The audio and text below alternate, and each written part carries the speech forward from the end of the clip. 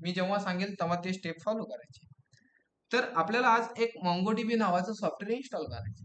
तर त्यासाठी काय करायचं, गुगलला यायची, कुठे गुगलला यायची आणि गुगलला सर्च करायची mongodb.com. काय सर्च करायची, mongodb.com. जसं mongodb.com सर्च करता तर तुमच्या पुढे ह्या प्रकारे एक वेबसाईटचं इंटरफेस ओपन होईल. आलंय माझ्या पुढे, ठीक आहे, आला तिथे. लगेच नका, लगेच फॉलो नका करू, रेकॉर्डिंग मी प्रोव्हाइड करणार आहे आणि स्टेप पण सांगणार. ओके, तर ह्या वेबसाईटला आल्यानंतर इथे तुम्हाला लेफ्ट साईडला एक प्रोडक्ट नावाचं किंवा प्रोडक्ट्स नावाचं एक बटन दिसतंय नाव बार मध्ये. जसं त्याच्यावर तुम्ही क्लिक करता तर इथे भरपूर सारे ऑप्शन ओपन झाले तिथे, जसं की altars, database, search, vector search, stream processing, किंवा त्यानंतर कंपास, इंटिग्रेशन वगैरे वगैरे भरपूर चालले. तर ह्यामध्ये तुम्हाला कम्युनिटी ह्याच्यावर क्लिक करायची.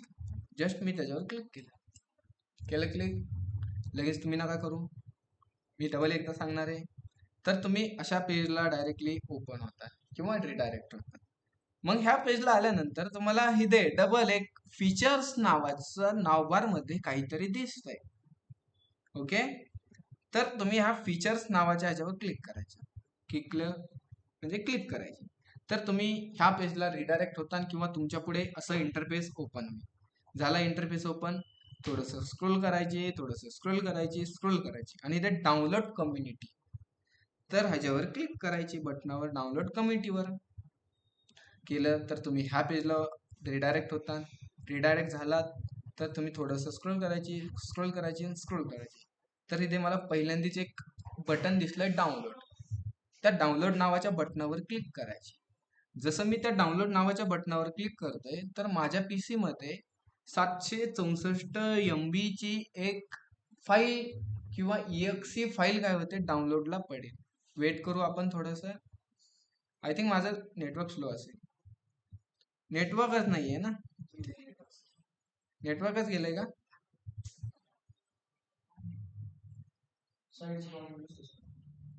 साईडचा प्रॉब्लेम आहे. This site can't be check. Okay, सर्व्हरचा एरर आहे का त्यांच्या साईडचा? डबल एकदा मी क्लिक करतो.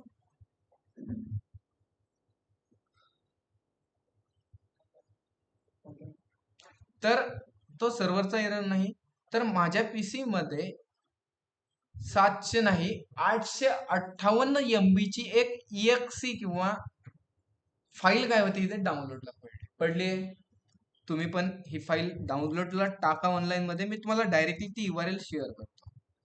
कुठे ऑनलाईन मेंबर जे मोबाईलनी जॉईन आहे त्यांनी ग्रुपवर शेअर करा आणि सर्वांनी हे सॉफ्टवेअर डाउनलोडला टाका आणि टाकल्यानंतर मला मेसेज बॉक्समध्ये येऊन डन मेसेज असा राईट करा.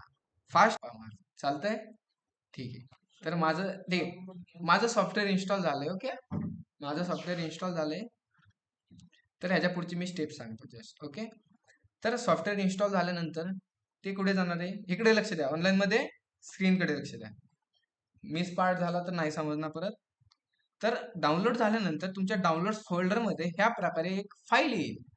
त्या फाईलवर काय करा, तुम्ही इथे डबल क्लिक करा. काय करणार इथे, डबल क्लिक. जसं तुम्ही डबल क्लिक करता तर इथे थोडीशी प्रोसेस होईल. इन प्रोग्रेसिंग टू इन्स्टॉल असं काहीतरी येतंय, किंवा 2 मिनिटं वेट करू आपण. लगेच स्टेप फॉलो करायला जाऊ नका, आधी लक्ष द्या माझ्या स्क्रीनकडे. एखादा पार्ट मिसिंग झाला तर नाही समजणार. तर जसं तुम्ही त्याच्यावर डबल टॅप करता तर तुमच्या पुढे ह्या प्रकारे असं काहीतरी इंटरफेस ओपन होईल. काळजीपूर्वक लक्ष द्या बरं का, काही जणांचं करप्ट झालं तर बोलू नका परत, आधी लक्ष द्या. तर तुमच्या स्क्रीनवर असं येईल. असं आल्यानंतर नेक्स्ट बटनावर क्लिक करायचे. केलंय नेक्स्ट बटनावर क्लिक. नेक्स्ट बटनावर क्लिक केल्यानंतर तुम्हाला इथे चेक बॉक्स दिसते, तो चेक बॉक्स भरायचा आणि नेक्स्ट बटनावर क्लिक करायचे. नेक्स्ट बटनावर क्लिक केलंय की त्यानंतर कंप्लीट वर क्लिक करा. कंप्लीट वर कस्टम ठीक आहे, कस्टमवर क्लिक करा. जसं तुम्ही कस्टमवर क्लिक करता, त्यानंतर नेक्स्ट, त्यानंतर नेक्स्ट, आणि नेक्स्ट केल्यानंतर सर्वांनी एक महत्वाची गोष्ट आहे, ह्या पेजला आल्यानंतर हा चेक बॉक्स भरलेला आहे की नाही हा चेक करायचा बरं का. सगळ्यात इम्पॉर्टंट पॉइंट म्हणजे हा चेक बॉक्स तुमचा भरलेला पाहिजे. सगळ्यात मेन पॉइंट बरं का, इन्स्टॉल मोंगोडीबी कंपास असं काहीतरी आहे. तो चेक बॉक्स भरलेला असेल, नसेल भरला तुम्ही भरून घ्या आणि मगच नेक्स्ट बटनावर क्लिक करा आणि लास्टमध्ये इन्स्टॉल बटनावर क्लिक करा. तर तुमच्या पीसी मध्ये ते सॉफ्टवेअर काय होते, डाउनलोडला पडेल. ओके, तो चेकबॉक्स भरायचा आणि तिथे सिलेक्ट करायचं, कस्टम सिलेक्ट करायची. कसं कस्टम.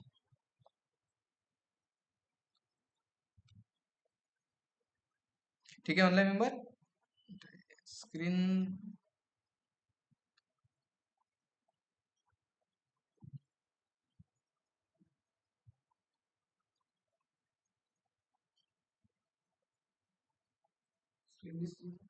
तुम्हाला दिसते. ओके, तर इथे मला परमिशन आली. परमिशन काय आली, यस. यस ड्रायव्हर क्लिक करायचं, तर ते सॉफ्टवेअर काय होतं इथे माझं डाउनलोडिंगला पडलं आहे. ओके, सर्वांनी ही स्टेप फॉलो करायची. ओके, ज्याचं डाउनलोड झालंय त्यांनी ही स्टेप करा. तोपर्यंत आपण थोडीशी चर्चा करू, चालेल. मी चर्चा करू आपण पेंट मध्ये.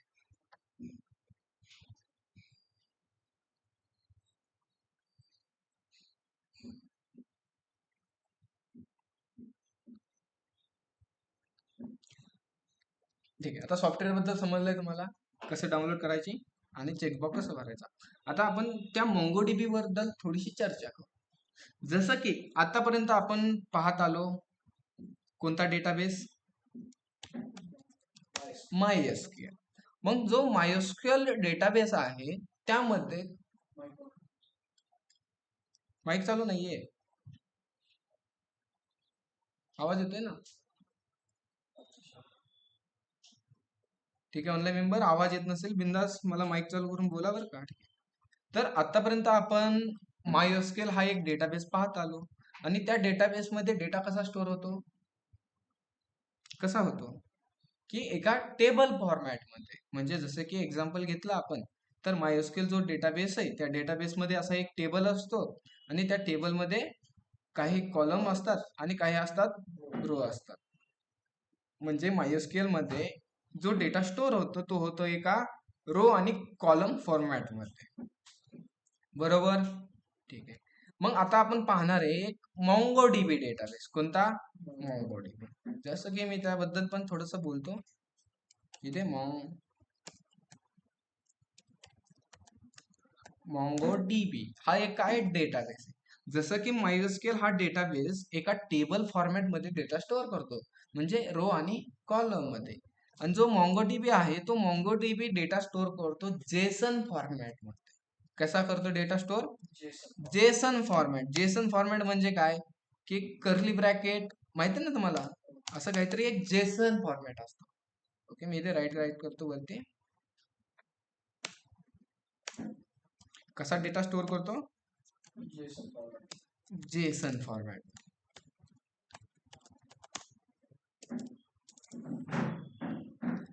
मग आता आपल्याला समजलंय दोन डेटाबेस असतात, एक असतो MySQL आणि सेकंड असतो MongoDB. जो MySQL डेटाबेस आहे तो एका टेबल फॉर्मॅट मध्ये, म्हणजे कसं की रो आणि कॉलम मध्ये, आणि जो MongoDB आहे तो MongoDB एका जेसन फॉर्मॅट मध्ये डेटा स्टोअर करतो.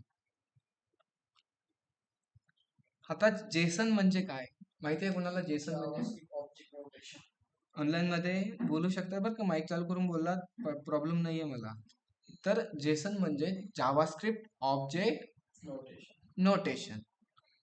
आता आपल्याला माहिती आहे MySQL टेबलमध्ये, टेबल फॉर्मॅट मध्ये डेटा स्टोअर करतो आणि MongoDB जेसन फॉर्मॅट. जेसन म्हणजे काय की जावास्क्रिप्ट ऑब्जेक्ट नोटेशन. ठीक आहे, बट जो डेटा आहे तो डेटा ऍक्च्युअली कसा स्टोअर करतो. जो आपल्याला डेटा दिसतो तो डेटा MySQL मध्ये एका टेबल मध्ये दिसतो, पण MongoDB मध्ये आपल्याला एका जेसन फॉर्मॅट मध्ये दिसतो.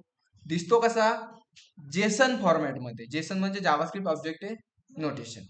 पण MongoDB जो डेटा स्टोअर करतो तो स्टोअर करतो बेसन फॉर्मॅट मध्ये.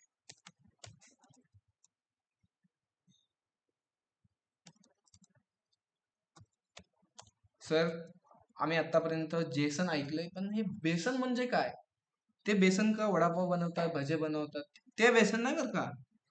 बेसन म्हणजे, आता मला सांगा, जे म्हणजे काय? जावा. JS म्हणजे काय? जावास्क्रिप्ट.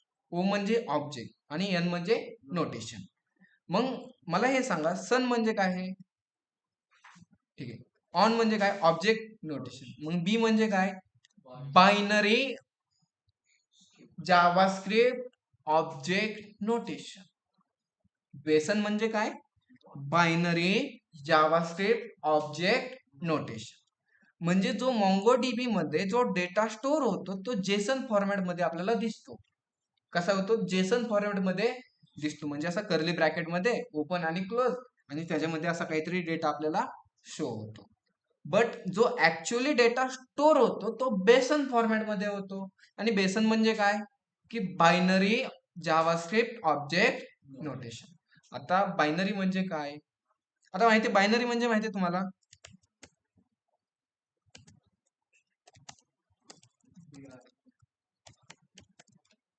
बायनरी म्हणजे काय? माहितीये तुम्हाला ऑनलाईन मध्ये? मला सांगा बरं, बायनरी म्हणजे काय ऑनलाईन मध्ये? यस, यश म्हणतोय 0 आणि 1. अजून बाकीचे बोला. क्लासमध्ये तेवढा एकटाच आहे का 0 आणि 1? ओके, आदिती पण 0 आणि 1 म्हणते. असं नाही का 0 1 2 असं नाही जमत का? फक्त 0 आणि बायनरी म्हणजे काय? 0 आणि 1. 1 हा काय झाला आपला? बायनरी झाला. जसं की आपण बोललो, मी तुम्हाला असं सांगितलं की तुम्ही ए चा बायनरी काय, ठीक आहे, जस्ट मला ए चा माहित नाहीये, पण जस्ट ए चा बायनरी काय, असं काहीतरी बायनरी ए चा 0 1 1 0. हा काय झाला? ए चा बायनरी. सपोज हा आहे म्हणून मला माहित नाही, पण ए चा बायनरी हा आहे. आणि बी चा बायनरी, जस्ट एक्झाम्पल म्हणून मी सांगतो, बी चा असा काहीतरी आहे 0 0 0 1. हा काय झाला? बी चा बायनरी. म्हणजे जो डेटा स्टोअर होतो आपण, जसं की मी डेटाबेस मध्ये एबीसी नाव स्टोअर केलं, तर ते काय होणार? ते बायनरी मध्ये कन्वर्ट होणार आणि ते डेटाबेस मध्ये स्टोअर होणार. कोणत्या फॉर्मॅट मध्ये? Binary format. आता हे बायनरी फॉर्मॅट मध्ये करायची काय गरज आहे? जसं की मला सांगा, तुमच्याकडे मायोस्केलचा एक टेबल आहे आणि त्या टेबलमध्ये 1 करोड युजरचा डेटा आहे. तर मी त्यात सांगितलं एबीसी नावाचा युजरला शोधा. तर तुम्ही काय करता? लाईन बाय लाईन, ठीक आहे, process line by line, line by line. पहिली लाईन चेक करणार, दुसरी लाईन चेक करणार, मग तिसरी, चौथी, पाचवी, सहावी, सातवी, असं तुम्ही 1 करोड पर्यंत ती लाईन काय करणार? तुम्ही चेक करणार ते एबीसी नावाचा यूज. म्हणजे इथे काय होतंय की त्या युजरला शोधायला टाइम लागतोय. आता तुम्हाला टाइम दिसत नाही, पण थोडासा टाइम लागतो, मिली सेकंद. ओके, तुम्ही डेटा जेव्हा फेच करतात तेव्हा थोडासा टाइम लागतो, मग त्यालाच आपण टाइम म्हणतो. ओके, मग जो लय मोठा डेटा असला तर मायस्क्यूएल मध्ये डेटा शोधायला टाइम लागतो. म्हणजे असं आपण जेसन मध्ये किंवा नंबर फॉर्मॅट मध्ये स्टोअर केला तर. बट MongoDB काय करते? बायनरी फॉर्मॅट मध्ये स्टोअर करते. म्हणजे बायनरी काय? ही बायनरी लँग्वेज कोणाला समजते? फक्त कम्प्युटरला. आपल्याला समजते का? मी कम्प्युटरला म्हणलो, कम्प्युटर दत्ता नाव, ठीक आहे, कम्प्युटरला म्हणलं मी की तू एबीसी नाव टाईप कर, तर तो काय करणार? त्याला एबीसी माहित नाही. मी त्याला बोललो 0 आणि 1, लगेच समजाल त्याला 0 1 म्हणजे काय. मग आपण मशीनला सांगितलं की बायनरी फॉर्मॅट मध्ये दत्ता नाव शोधू, तर तो काय करणार? फास्ट शोधणार आहे. ठीक आहे, फायदा सांगतो काय आहे की आपल्याला बायनरी फॉर्मॅट मध्ये डेटा स्टोअर केल्यामुळे थोडीशी स्पीड भेटते. काय भेटते? स्पीड भेटते. आणि जो साईज आहे स्टोअर करण्याची ती थोडी कमी लागते. ठीक आहे, हळूहळू तुम्हाला समजेल. जस्ट एकच गोष्ट ध्यानात ठेवा, मायस्क्यूएल रो आणि कॉलम फॉर्मॅट मध्ये डेटा स्टोअर करतो आणि MongoDB जेसन फॉर्मॅट मध्ये. जेसन म्हणजे काय? JavaScript object notation. बट आपल्याला डेटा दिसतो जेसन फॉर्मॅट मध्ये, पण ऍक्च्युअली स्टोअर कसा होतो? बेसन फॉर्मॅट मध्ये. आणि बेसन म्हणजे काय? Binary JavaScript object notation. आणि बायनरी म्हणजे माहिती आहे 0 आणि 1. ओके,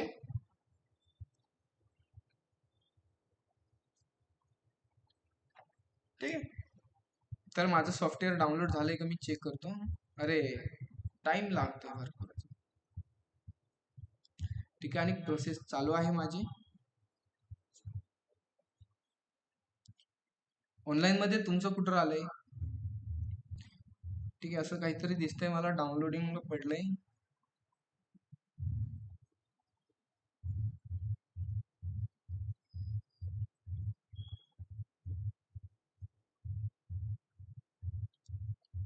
ठीक आहे, प्रोसेस होत आहे. ठीक आहे, त्याला होऊन द्यायचं का आपण आपण डिस्कस करू थोडं अजून MongoDB बद्दल.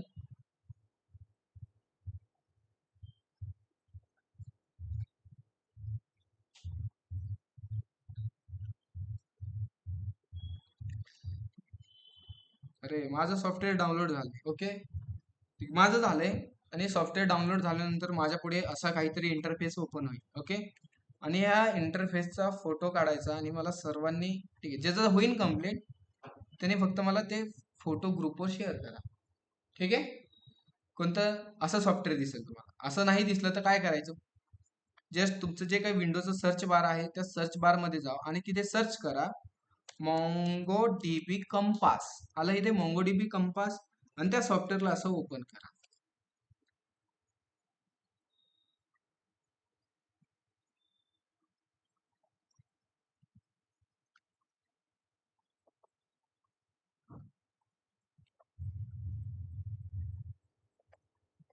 तर ते सॉफ्टवेअर असं ह्या प्रकारे तुमच्या समोर दिसेल. जस्ट तुम्ही ह्याचा स्क्रीनशॉट काढा आणि मला ग्रुपवर शेअर करायचा आहे. ठीक आहे,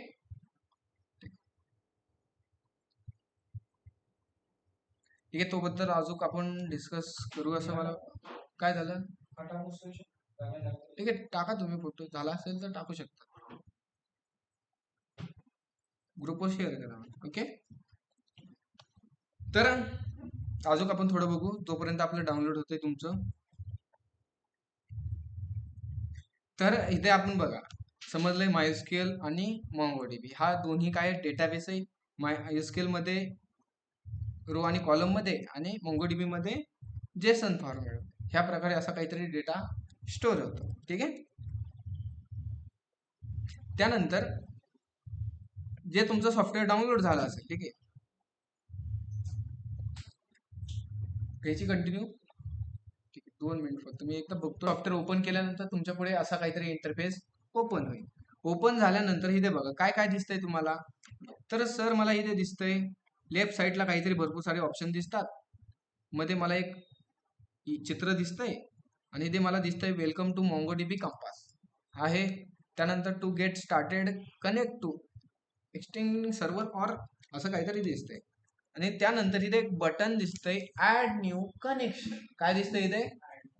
ऍड न्यू कनेक्शन. जस्ट त्या बटनावर मी क्लिक करतो, ऍड न्यू. तर त्याच्या पुढे मला असं काहीतरी दिसतंय न्यू कनेक्शन. एक मॉडेल ओपन झाले, किंवा त्याला म्हणतात काय, मॉडेलच म्हणतात ना. आणि त्यामध्ये असा काहीतरी मला डेटा दिसतोय, न्यू कनेक्शन. त्यानंतर इथे URL नेम कलर असं मला भरपूर सारे दिसते. काय करायचं माहिती इथे, जिथे हा नेम बॉक्स आहे ना त्या नेम बॉक्स मध्ये तुमच्या डेटाबेसचं नाव राईट करायचं. जसं की माझ्या डेटाबेसचं नाव आहे डेमो. काय? डेमो. आणि डेमो राईट केल्यानंतर मी इथे काय करतो, इथे तुम्ही कनेक्ट बटनावर क्लिक करा किंवा सेव्ह आणि कनेक्ट बटनावर क्लिक करा. दोन्हीपैकी कोणत्या पण बटनावर तुम्ही काय करा, क्लिक करा. जसं की मी इथे सेव्ह अँड कनेक्ट बटनावर क्लिक केलं, तर इथे बघा लेफ्ट साईडला इथे काहीतरी ओपन झालं ना ऑटोमॅटिकली. इथे दिसतंय डेमो, त्या डेमो वरती बघा काहीतरी ग्रीन टिक आली दिसतंय, डेमो नावाचा. आणि त्याच्या आतमध्ये 3 काहीतरी असे डेटाबेस आहेत. काय आहेत? Admin, config, local.